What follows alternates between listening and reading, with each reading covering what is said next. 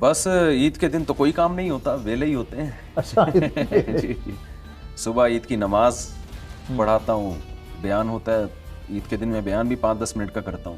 اچھا اس کے بعد دیکھتا ہوں کس گھر میں کیا اچھا پکا ہوا ہے میرے مطلب کا, تھوڑا بہت کھا لیتا ہوں. زیادہ کھانے کا کی عادت نہیں ہے مجھے, تو میں جب زیادہ مصروف ہو جاتا ہوں, بہت زیادہ بچوں کو گھر والوں کو ٹائم نہیں دے پاتا, تو پھر میں اس کی تلافی کرتا ہوں کسی طریقے سے.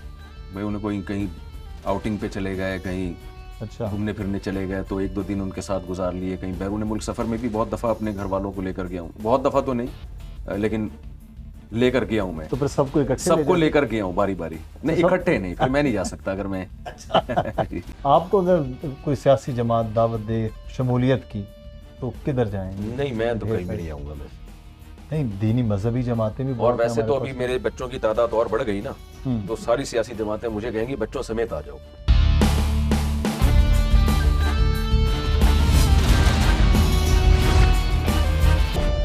بسم اللہ الرحمن الرحیم. السلام علیکم. آپ دیکھ رہے ہیں the special report with Mudassar Iqbal. Eid مبارک.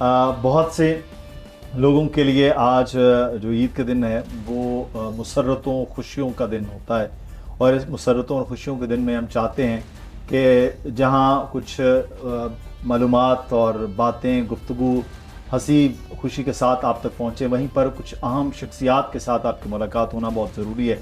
ان کی ذاتی زندگی کے حوالے سے, جہاں ان کی ذات کے حوالے سے ہم بات کریں, وہاں ہم ان کی ذات سے کچھ سیکھنے کو بھی وہ ملتا ہے. اور ہمارے جو لوگ ہیں جب وہ مختلف مکاتب فکر کے اندر دیکھتے ہیں, مکاتب فکر سے یہ مراد نہ لیجیے گا کہ مذہبی طور پر, مکاتب فکر کا مطلب فکر مختلف رکھنے والے لوگ, تو اس میں آپ کو مختلف چیزیں دیکھنے اور سننے کو ملتی ہیں. ہمارے ساتھ آج جو مہمان موجود ہیں, ویسے تو ایک رسم لفظ ہے کہ کسی تعارف کے محتاج نہیں, لیکن ان کا تعارف اور تعریف دونوں بہرحال لازم و ملزوم ہیں. تعارف یہ ہے کہ مفتی طارق مسعود صاحب عالم دین ہیں, ہمارے ساتھ موجود ہیں, اور تعریف یہ ہے کہ پاکستان میں جب چیزوں میں جدت آ رہی ہے اور جو تبلیغ کا کام ہے, دین کا کام ہے, اور چیزوں کا پھیلانا ہے, وہ اس جدت کے ساتھ ساتھ چلتے ہوئے لوگوں تک پہنچ رہے ہیں. میں ہمیشہ یہ ہم بات کرتے ہیں کہ مسجد میں 5,000, 6,000, 7,000, 10,000 لوگ میکسیمم کسی بڑی جامع مسجد کے اندر وہ خطبے میں ہوں, لیکن جب آپ سوشل میڈیا یا میڈیا کے ذریعے گفتگو کرتے ہیں تو وہ لاکھوں اور ملینز میں وہ چیز جاتی ہے اور وہ پہنچ رہی ہوتی ہے, اور اس کے اثرات بھی ہم دیکھ رہے ہوتے ہیں. ہم ان تمام تر صورتحال پر بات کریں گے. ہمارے ساتھ مفتی طارق مسعود صاحب موجود ہیں. بہت شکریہ مفتی صاحب آپ کے وقت کا. ویسے تو عید کے ان دنوں میں تھوڑا سا سنجیدہ گفتگو جو ہے جب بھی ہم کرتے ہیں, لوگ کہتے ہیں یار آپ لوگ ہر وقت سنجیدگی میں رہتے ہیں, لیکن گفتگو کا بہرحال کہیں نہ کہیں سنجیدہ ہونا بڑا ضروری ہے. میں سب سے پہلے آپ سے یہ کہ عید کے یہ دن کیسے گزرے اور کتنی مصروفیت, ویسے تو مصروف ہی رہتے ہیں. جی جی, بس عید کے دن تو کوئی کام نہیں ہوتا, ویلے ہی ہوتے ہیں. اچھا جی جی, صبح عید کی نماز پڑھاتا ہوں, بیان ہوتا ہے عید کے دن, میں بیان بھی 5-10 منٹ کا کرتا ہوں. اچھا اس کے بعد دیکھتا ہوں کس گھر میں کیا اچھا پکا ہوا ہے میرے مطلب کا, تھوڑا بہت کھا لیتا ہوں. زیادہ کھانے کا کی عادت نہیں ہے مجھے, تو اس کے بعد پھر ہمارے گھروں کے اسکیجول بننے شروع ہو جاتے ہیں. کون سے سسرال جانا ہے, والدین تو میرے فوت ہو چکے ہیں, اللہ تعالیٰ ان کی مغفرت فرمائے, تو سسرالوں کو نمٹانے کی فکر ہوتی ہے. قرآن اندازی کرتے ہیں؟ نہیں, بس وہ ایڈجسٹ ہو جاتا ہے. اچھا, ابھی تک ایسا ہوا نہیں کہ اتفاق سے سارے ہی سسرالوں نے ایک ہی ٹائم پہ ایک ہی دن میں بلایا ہو. ایسی بڑی بڑی آزمائشوں سے اللہ نے بچایا ہوا ہے الحمدللہ. یہ تو پھر آپ کے نیکیاں جو ہیں وہ کام آ رہی ہیں, ایڈجسٹ ہو جاتا ہے. اور پھر جو بھائی بہن ہیں میرے ماشاءاللہ الحمدللہ, تو ان کے ہاں دعوتیں ہوتی ہیں, تو کبھی بڑے بھائی کے ہاں, کبھی چھوٹے بھائی کے ہاں, کبھی سسٹر کے ہاں, کبھی میں دعوت کر لیتا ہوں. اسی طرح ایک آدھ دن گزر جاتا ہے ہمارا. چلیں, یہ تو بڑا مزے کا ہے. اور ویسے بھی کھانے پینے آپ کہہ رہے, میں تو یہ پوچھنا چاہ رہا تھا, آپ کہہ رہے میں زیادہ کھاتا نہیں. جی جی, کھانے پینے کا تو آپ میرا سوال ہی پھر کھا گئے ہیں کہ وہ پوچھا ہی نہ جائے کہ آپ کھانے پینے کی, اس لیے صحت آپ کی جو ہے ماشاءاللہ صحت رہتے ہیں بڑے. آپ یہ آپ کہہ سکتے ہیں زیادہ موٹاپا نہیں ہے. ذاتی سے ایک سوال پوچھ. جی جی, عمر آپ کی کتنی ہے؟ 48. 48. جی جی, تو آپ تو بہت ینگ ہیں ابھی, مطلب اللہ کرے. 48 ہے, اور آپ ماشاءاللہ ہر وقت بات بھی شادیوں کی کر رہے ہوتے ہیں. جی جی, تو راستے تو نہیں، وہ بات شادیوں کی کا 48 سے تعلق نہیں ہے، اس کا کانسیپٹ اور نظریے سے تعلق ہے. جب میں 48 کا نہیں تھا، جب میں 28 کا تھا، اس وقت بھی میں شادیوں کی بات کرتا تھا. پہلی شادی کا کتنی عمر میں؟ پہلی شادی میری 2001 میں ہوئی تھی. 2001 میں؟ جی جی. تو یہ تو تقریباً کوئی 22 سال پہلے. دوسری شادی کا خیال جلدی آیا تھا یا بہت بعد؟ دیکھیں میں نا، میرا ایک کانسیپٹ ہے، میرا ایک نظریہ ہے. 2004 کی بات ہے میرا خیال ہے، کیونکہ میں مدرسے میں آ گیا تھا. جب آپ دینی تعلیم حاصل کرتے ہیں، میری فراغت بھی 2000 میں ہوئی ہے. یعنی میں جو درس نظامی سے فارغ ہوا تھا اور افتاء جو فتوے کا کورس ہوتا ہے وہ کرنے کے بعد، تو پھر لوگوں سے واسطہ پڑھنا شروع ہوا. مسجد میں امامت کے طور پہ بھی میں نے نماز شروع کی. تو ہر دوسرے آدمی کا مسئلہ کہ میری بیٹی کے رشتے کے لیے دعا کرتے ہیں، میری سسٹر کے رشتے کے لیے دعا کرتے ہیں. اچھا، میں نے اپنے ایک استاد سے واقعہ سنا تھا، ایک عرب عالم شیخ عبد الفتح ابو ہدا، اللہ ان کی مغفرت فرمائے. وہ پاکستان آئے تھے. ان سے بھی کسی نے یہ درخواست دی کہ جی میری بیٹی کی شادی کے لیے، رشتے کے لیے دعا کرتے ہیں. وہ عربی تھے، وہ بڑے حیران ہوئے. انہوں نے کہا بچی کے رشتوں کے لیے تو میں نے پہلے کبھی نہیں سنا کہ کوئی پریشان ہوا ہو، کہ ان کا تعلق شام سے تھا نا. صحیح. تو حیران ہوئے کہ یہ کیسے، یعنی بچی کے لیے کیا پرابلم ہے؟ اس کے تو رشتے ہی رشتے ہوتے ہیں، آپ نے سلیکٹ کرنا ہے کہ کس سے کرنی ہے. تو میں سوچتا تھا کہ یہ کیا بات ہے. صحابہ کرام کے دور میں ہمیں نہیں ملتا کہ کوئی صحابی نبی کی خدمت میں حاضر ہوئے ہوں کہ یا رسول اللہ میری بیٹی کے لیے دعا فرما دیں، کوئی رشتہ نہیں مل رہا. ایسا مجھے نہیں کوئی روایت ملتی کہ کوئی اچھا رشتہ نہیں مل رہا. ایسے مرد تو بہت پریشان رہے ہیں کہ رشتہ نہیں مل رہا ہمیں، لیکن عورتوں کا نہیں تھا. پھر سورہ بقرہ کی جو یہ آیت ہے کہ جب کوئی عورت بیوہ ہو جائے تو قرآن کہہ رہا ہے کہ تم اس کو نکاح کا پیغام نہیں بھیج سکتے جب تک کہ اس کی عدت پوری نہیں ہو جاتی. لیکن قرآن پھر ساتھ ساتھ یہ کہہ رہا ہے علیم اللہ انکم ستذکرونہن، اللہ کو پتہ ہے بیوہ عورت سے تم میں نکاح کا پیغام پہ جو ہم نے پابندی لگا دی ہے نا، یہ تمہارے لیے بہت مشکل ہے اس پر عمل کرنا. تم نکاح کو یاد کرو گے، تمہارا دل چاہے گا پیغام بھیجنے کا. تو لیس علیکم جناح فیما عرضتم بہ من خطبۃ النساء، اشارتاً تم پیغام بھیج سکتے ہو. تو پھر میں نے حضرت خدیجہ کی سیرت پڑھی. وہ دوسری دفعہ بیوہ ہوئی ہیں، 40 سال عمر تھی. خطبہا اشراف قوم کے بڑے بڑے سرداروں نے پیغام بھیجا. تو بہت سارے لوگوں نے جو بھیجا ان میں حضرت خدیجہ نے سید الانبیاء محمد صلی اللہ علیہ وسلم کو سلیکٹ کیا ہے. تو اس زمانے میں سلیکشن ہوتی تھی، تلاش نہیں ہوتی تھی، تلاش مرد کرتا تھا. صحیح. تو میں نے کمپیئر کیا بھائی کون سا ایسا کام اس سوسائٹی میں اور ہماری سوسائٹی میں کون سا ایسا فرق ہے جس کی وجہ سے وہاں طلاق یافتہ یا بیوہ کے لیے بھی کوئی پرابلم نہیں ہو رہی، اور ہماری سوسائٹی میں ذرا سا لڑکی میں کوئی فالٹ ہو، شکل میں تھوڑا سا کچھ اونچ نیچ کمی ہو جائے، قوم میں کچھ مسئلہ ہو تو ساری زندگیاں نکل جاتی ہیں. تو کون سا ایسا فرق ہے؟ تو دیکھیں ایک تجارت کا اصول ہے سپلائی اور ڈیمانڈ. جس چیز کی سپلائی زیادہ اور ڈیمانڈ کم ہو اس کی ویلیو گرتی ہے. سمپل سا اصول ہے. مجھے یہ جو ہے نا یہ سرا سمجھ میں آ گیا کہ ہمارے ہاں سپلائی کے حساب سے ڈیمانڈ نہیں ہے. لیکن عورت کی سپلائی ہے، ڈیمانڈ نہیں ہے. ڈیمانڈ اسلام چاہتا ہے 4 کی رکھو تم. ڈیمانڈ جو ہے نا تمہارے اندر طلب زیادہ ہونی چاہیے نکاح کی. ہر شخص 4 پہ کر نہیں پائے گا. اتنی عورتیں پیدا تھوڑی ہوتی ہیں کہ ایک کے مقابلے میں 4 پیدا ہو رہی ہیں. لیکن 2 کرنے کے لیے بھی مشکل ہوتا ہے لوگوں کے. اس مہنگائی کے دور میں بے روزگاری کی صورتحال ہے. نوجوان ہمارے 30 سال کے اور آمدن جو ہے وہ مشکل 15-20. بہترین بات کی آپ نے، ایسی زبردست بات کی ہے، مزہ آ گیا. میں چاہتا تھا یہ سوال آئے سب کے سامنے. یہ بات تو سمجھ میں آئی نا، سپلائی اور ڈیمانڈ. جی. تو اب رہا یہ سوال کہ رکھیں گے کیسے غربت مہنگائی میں. دیکھیں جب بھی کوئی لڑکی پیدا ہو گئی نا اس کا خرچہ تو ہوگا. شوہر نہیں اٹھائے گا تو اس کے باپ کو اٹھانا پڑے گا، یا خود اس کو جاب کر کے اپنی ذمہ داری خود کرنی پڑے گی. تو غربت مہنگائی میں باپ پہ خرچہ ڈالا جائے یہ زیادہ بہتر ہے، یا اس کے جوان شوہر پہ اس کا خرچہ ڈالا جائے یہ زیادہ بہتر ہے. مثال کے طور پر لوگ مجھ سے کہتے ہیں کہ میں کیسے 4 بیویوں کا خرچہ افورڈ کر سکتا ہوں. میں کہتا ہوں یار ایسے بہت سے لوگ ہیں جن کی 6 بیٹیاں ہیں اور بوڑھا باپ ٹماٹر بیچ کے اپنی 6 بیٹیوں کو پال رہا ہے. وہ جب ٹماٹر کی ریڑھی سے اپنی 6 بیٹیوں کو کھلا سکتا ہے تو آپ اس جیسے لوگوں کی 4 بیویوں کو اس تنخواہ میں 1.5 لاکھ 2 لاکھ 10 لاکھ میں کیوں نہیں کھلا سکتے آپ؟ لیکن عدل بھی تو ضروری ہے. ہاں یہ اگلا سوال، یہ پہلا تو حل ہو گیا نا. ٹھیک ہے نا، غربت میں اس کی ویلیو بڑھ گئی کیونکہ آپ نہیں کریں گے تو اس مہنگائی میں اس بوڑھے باپ کو کھلانا پڑے گا ان کو، یا اس لڑکی کو آپ مجبور کریں گے کہ وہ خود جاب کرے. اور اس سے پھر ہمارا فیملی سسٹم ڈسٹرب ہوگا کہ جب لڑکی بھی گھر سے باہر، مرد بھی گھر سے باہر، تو گھر پھر گھر نہیں رہتا، وہ ہوٹل بن جاتا ہے. تو رہا یہ مسئلہ کہ عدل کیسے ہوگا, تو دیکھیں جب کسی سوسائٹی میں کسی بھی چیز کی ضرورت ہوتی ہے نا اور اس کا کوئی آپ کے پاس آلٹرنیٹ نہیں ہوتا, تو جو بھی اس کے سائیڈ ایفیکٹ ہیں ان کو کور کرنے کی کوشش کی جاتی ہے. ڈاکٹر بعض دفعہ آپ کو بہت تیز بخار ہو گیا, کوئی بہت بڑا مسئلہ ہو گیا, تو بہت ہیوی اینٹی بایوٹک ڈاکٹر آپ کو دیتے ہیں. آپ کہتے ہیں ڈاکٹر صاحب میں نے تو پیپر پہ دیکھا اس کے بہت سارے سائیڈ ایفیکٹ ہیں. ڈاکٹر کہے گا جی اس کے سائیڈ ایفیکٹ اتنے نہیں ہیں, اگر یہ میڈیسن نہ دینا تو اس کے سائیڈ ایفیکٹ زیادہ ہیں, یہ فیور اور زیادہ بڑھ سکتا ہے. ہمارے ہاں خواتین بہت ساری یعنی برائی کی طرف جا رہی ہیں, خودکشیوں کی طرف جا رہی ہیں, ڈپریشن کی طرف جا رہی ہیں. ماں باپ بچیوں کے رشتوں کے لیے ایک ٹینشن ہے, ان کے بال سفید ہو جاتے ہیں. صحیح. یہ جو نقصان ہے نا یہ اس بے عدلی کے نقصان سے زیادہ ہے. تو یہ حل نہیں ہے کہ ہم یہ کہیں, دیکھیں ایک بیوی رکھنے کے لیے بھی شرط یہ ہے کہ آپ اس کے حقوق ادا کرنے کی آپ میں صلاحیت ہو. اب اگر لوگ کہنا شروع کر دیں ہمارے اندر حقوق کی صلاحیت ہی نہیں ہے لہذا نکاح کے سسٹم ہی کو ختم کر دیں وہ کہ ہم سے نہیں رکھی جاتی, تو یہ نہیں کہا جائے گا کہ جی آپ صحیح کر رہے ہیں, بلکہ کہا جائے گا کیوں آپ حقوق کیوں ادا نہیں کر رہے. تو اب سوسائٹی میں 2-3 شادیوں کی نیڈ ہے, ضرورت ہے, تو اب اگر لوگ عدل نہیں کرتے تو اس بیس پر یہ نہیں کہا جائے گا کہ آپ یہ کام چھوڑ دیں. کیونکہ کہاں لے کے جائیں اتنی جو خواتین ہیں ہماری سوسائٹی, ان کو کہاں, یعنی کیا اس کا کوئی حل نہیں ہے نا.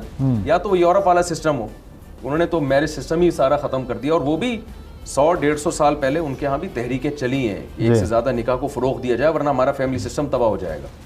اچھا جو غریب ہوگا, جو نہیں کر سکتا ہوگا, عورت اس کی دوسری بیوی نہیں بنے گی نا. وہ یعنی یہ یک طرفہ تو کام نہیں ہوتا نا کہ کوئی بھی چلا جائے اور وہ 4 شادیاں کر لے. ظاہر ہے جس لڑکی کو نکاح کا پیغام بھیجے گا وہ اور اس کا باپ بھی تو دیکھے گا نا کہ یہ اس قابل بھی ہے یا نہیں ہے. ویسے ذرا تفنن آپ کی یہ جو گفتگو ہیں, تقاریر ہوتی ہیں, آپ کے بیانات ہوتے ہیں, یہ گھروں میں خواتین بہت نظر رکھتی ہیں مردوں کے موبائل پہ. کہیں وہ مفتی طارق مسعود کی یہ والی ویڈیوز تو نہیں دیکھ رہی کہ ان کے میں تحریک پیدا ہو کہ مزید نکاح کر رہے ہیں, مزید شادیاں کرنے کا. اچھا وہ سب کچھ ایک سنجیدہ معاملہ بڑا اس وقت ہے. معاشرے کی جو صورتحال اگر ہم سوسائٹی کے, چاہے وہ ہم اس وقت پولیٹیکل سچویشن دیکھیں, اب جس طرح سے تقسیم ہو گئی ہے, معاشرتی رویوں کے حوالے سے جس طرح تقسیم ہو گئی, علماء کا کردار وہ کیا ہے. اور جو میں نے ابتدائیہ تھا کہ جو آپ نے ایک طریقہ کار اپنایا ہے تھرو سوشل میڈیا, ہر پلیٹ فارم پر آپ کی چیزیں جاری ہیں, اس وقت اس کی کتنی ضرورت؟ دیکھیں سوشل میڈیا کے استعمال کی بھی بہت شدید ضرورت ہے.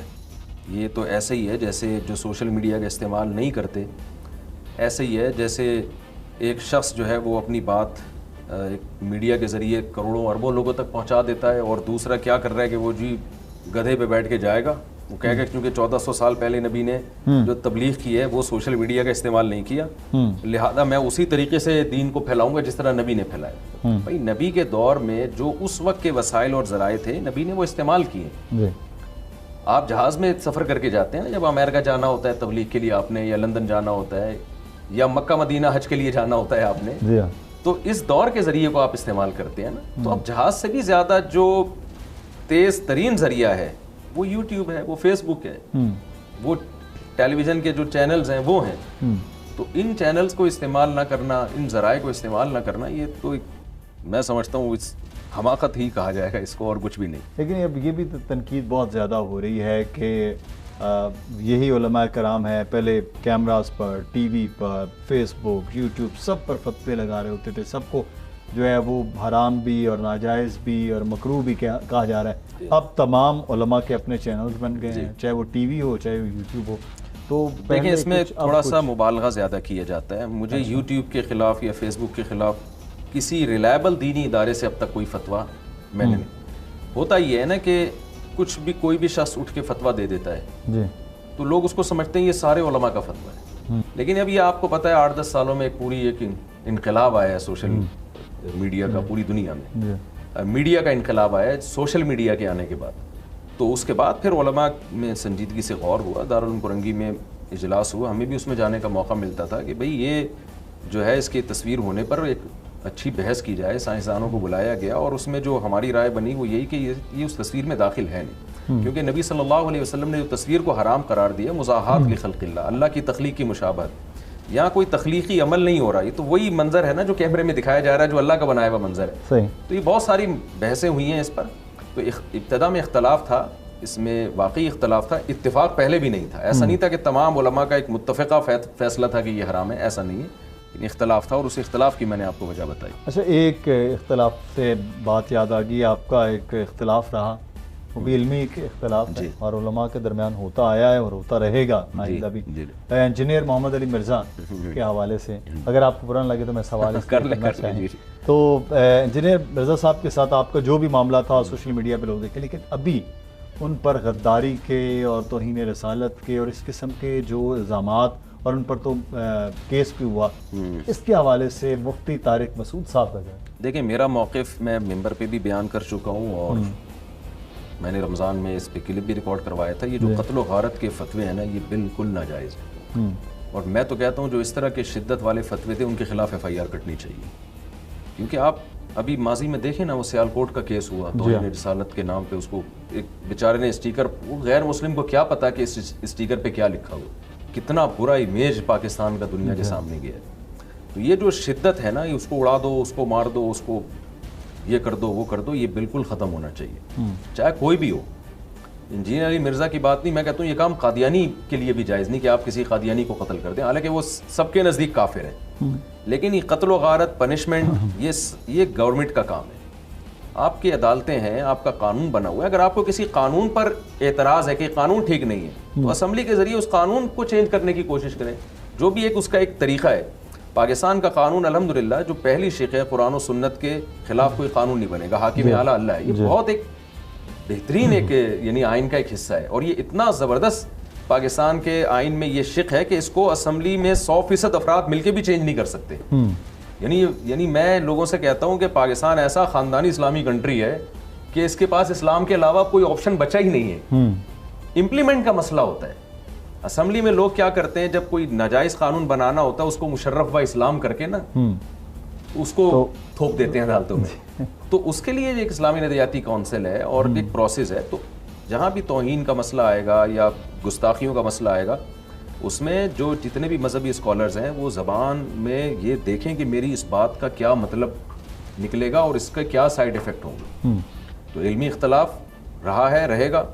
اور مرزا جو انجینئر مرزا سے تو بڑے سنگین نوعیت کے اختلاف ہیں ہمارے، یعنی اس کو ہم ایسے نہیں کہہ سکتے کہ جو ایک عام اختلاف ہوتے ہیں. لیکن یہ جو گالی گلوچ کا مسئلہ ہے اور اس طرح سے جو ایک شدت پسندی اور اڑا دو اور یہ کر دو اور وہ کر دو اور لٹکا دو، مار دو، یہ بالکل ناجائز ہے. اور میں سمجھتا ہوں کہ اس طرح کی دھمکیاں اگر کوئی دیتا ہے تو اس کے خلاف FIR کٹنی چاہیے.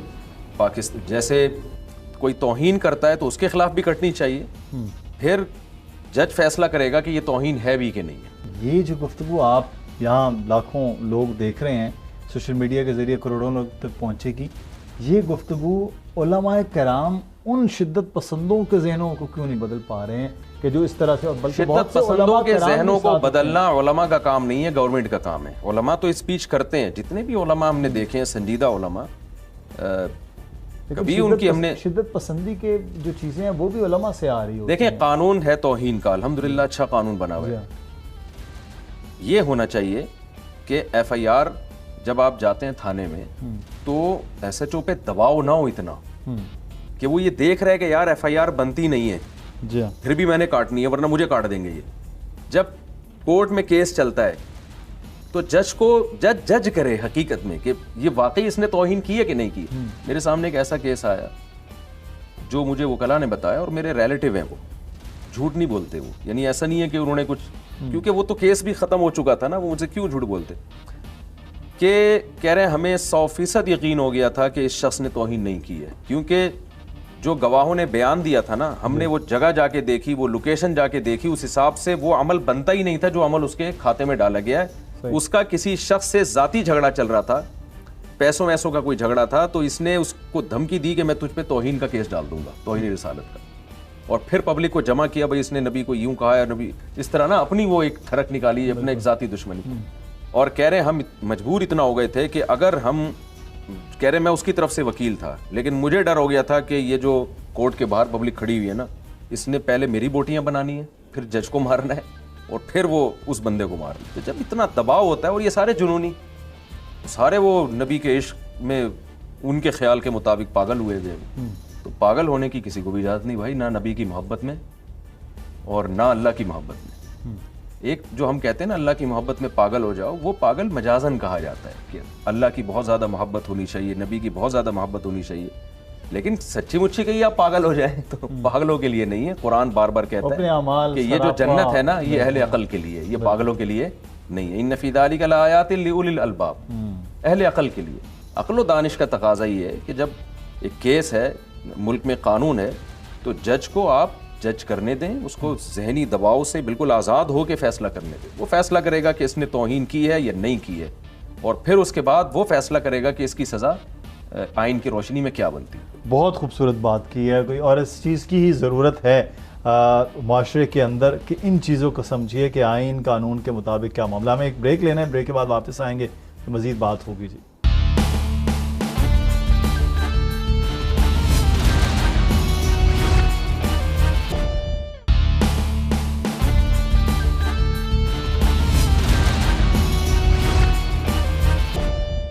بریک کے بعد آپ کو خوش آمدید کہتے ہیں. جی مفتی طارق مسعود صاحب سے ہم گفتگو کر رہے ہیں، لیکن اس وقت جو ہے وہ اس گفتگو کا، اس محفل کا بڑا مزہ دوبالا ہو گیا ہے، کیونکہ ہمارے ساتھ اس وقت ننھے مہمان اور مجھ صاحب کے جو صاحبزادے اور صاحبزادی ہیں وہ تشریف فرمائے. اچھا تو یہ جو سب بچے ہیں جی یہ ایک ہی؟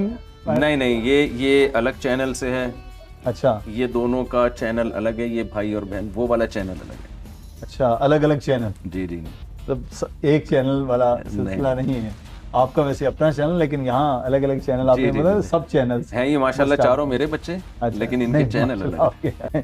ویسے آپ خود اتنے مصروف ہوتے ہیں، مدرسہ بھی، مسجد بھی، بچے بھی، پھر الگ الگ بھی، تو ٹائم کیسے بچوں کے ساتھ مینیج ہوتا ہے؟ تو میں جب زیادہ مصروف ہو جاتا ہوں، بہت زیادہ بچوں کو، گھر والوں کو ٹائم نہیں دے پاتا، تو پھر میں اس کی تلافی کرتا ہوں کسی طریقے سے.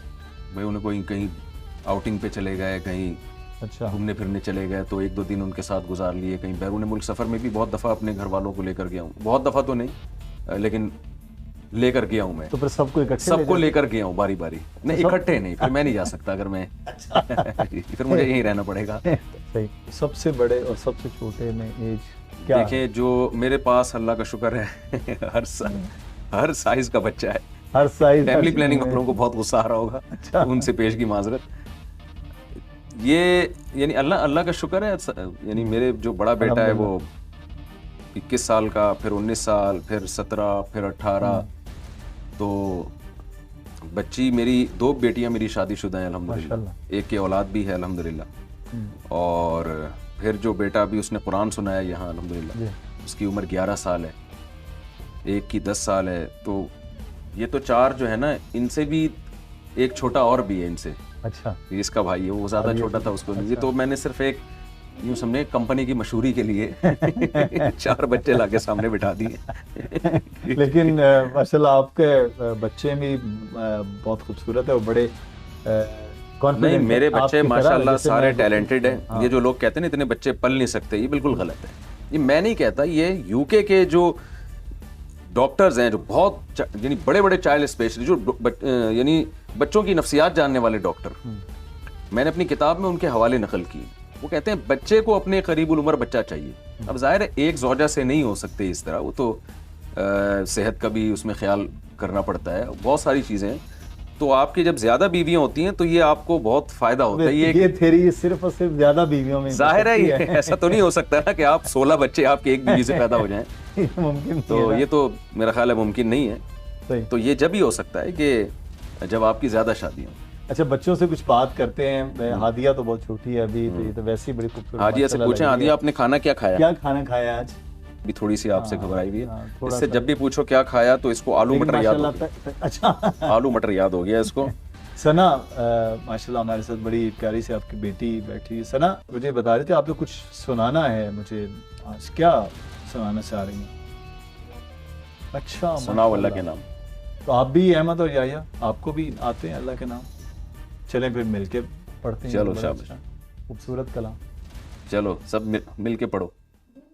هو اللہ الذی أسألك يا من هو الله الذي لا إله إلا الله هو الرحمن الرحيم الملك القدوس السلام المقيم المهيمن العزيز الجبار الكبير الخالق البارئ المصور التقار الغفار الغفار الحساد الفتاح صحیح ہے زور سے اونچی آواز. القاهر البارئ الرازق الغافر المعيد المذل السميع البصير الحكم العالم الجديد.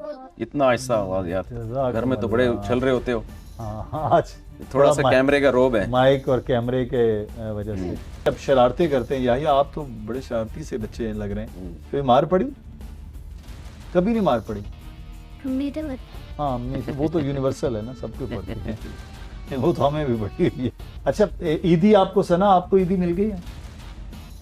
ابو سے اور نانی سے, مامی سے, ماموں سے اور چاچا سے. تو بہت زیادہ عیدی اکٹھی ہو جاتی ہوں. پھر کیا کرتی ہیں عیدی کا؟ چیزیں لیتے ہیں, کھانے کی چیزیں. اور یا آپ کو عیدی مل گئی؟ اچھا ایسے سب سے ملتی ہے, سب سے ملتی ہے, سب سے ملتی ہے. کتنی عیدی مل گئی ہے بتائیں, کس کس سے ملتی ہے؟ 1500 مل. 1500 اتنے زیادہ پیسے. اب یہ کیا سارے عید کے ہیں. تو اس کو کیا کرو گے سب پیسوں میں؟ کوئی چیز لوں گا. اچھا احمد, آپ کو بھی عیدی مل گئی ہے؟ آپ کو عیدی, آپ دیکھیں ان کو عیدی نہیں, آپ مائک میں بتائیں. اچھا آپ کو ویسے کس کس سے عیدی ملتی ہے؟ ابو سے, ابو سے, ابو سے اور نانی, نانی سے. شاباش. اور نانی کا بتائیں, ضروری ہے. اور اتنی عیدی کا آپ نے کیا کرتے ہو؟ کھانا پینے چیزیں لے کے ہیں؟ کھلونے لینا ہے. یہ کھلونے والا کام بڑا اچھا ہوتا ہے. عید کا انتظار کیا جاتا ہے. عید کا مجھے کان میں کہہ رہی ہے جھوٹ بول رہا ہے. اچھا یہ بھی اچھا ہے, پکڑا گیا کہ کیا چیزیں لے لے گا. تو عید جو ہے وہ اپنوں کے ساتھ ہی ہے, اور اس کا آج ہم مظاہرہ بھی دیکھ رہے ہیں. ہم بچوں کو رخصت کریں گے, ہمیں ایک بریک کے لیے آ جانا. آپ کا یہی, آپ کا بہت شکریہ. احمد آپ کا بھی, ثنا آپ کا بیٹا, اور عادیہ کا بھی. بہت بہت پیاری لگ رہی ہیں آج عید کے دن سب بچے. اور ہمیں یہاں پر ایک بریک لینا ہے, بریک کے بعد واپس آئیں گے, پھر مزید بات ہوگی. ہمارے ساتھ رہیے گا.